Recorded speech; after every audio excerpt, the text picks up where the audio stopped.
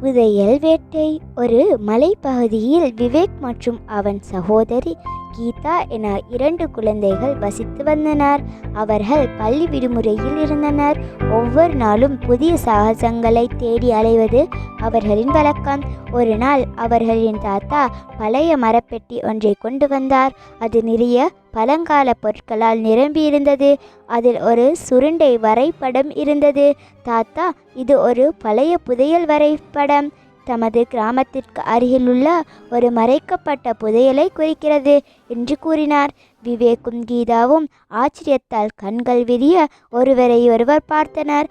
அவர்கள் உடனடியாக அந்த புதையலை தேடிச் செல்ல தீர்மானித்தனர். வரைபடம் ஒரு பழைய பாழடைந்த கோயிலையும் அதற்கு அருகில் உள்ள குகையையும் சுட்டிக்காட்டியது. மறுநாள் காலை அவர்கள் உணவும் தண்ணீரும் எடுத்துக்கொண்டு வரைபடத்தை பின்தொடர்ந்து தங்கள் பயணத்தை தொடங்கினர். காடு வழியாகவும் நடந்து சென்றார். அடர்ந்த மரங்களும் புதர்களும் நிறைந்த பாதையில் நடந்தபோது அவர்களுக்கு சோர்வு ஏற்பட்டது. ஆனால் புதையல் குறித்த எண்ணம் அவர்களுக்கு உற்சாகமளித்தது. இறுதியாக அவர்கள் வரைபடத்தில் குறிப்பிட்டிருந்த பாழடைந்த கோயிலை அடைந்தனர். அதன் அருகே ஒரு சிறிய குகை இருந்தது. குகையின் உள்ளே வெளிச்சம் குறைவாக இருந்தது. ஆனால் அவர்கள் தைரியத்துடன் உள்ளே நுழைந்தனர்.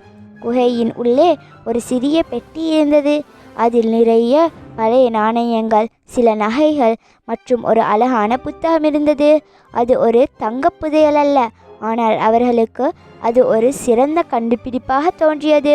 அவர்கள் நாணயங்களை எடுத்துக்கொண்டு அந்த புத்தகத்தையும் எடுத்துக்கொண்டு மகிழ்ச்சியுடன் வீடு திரும்பினர்.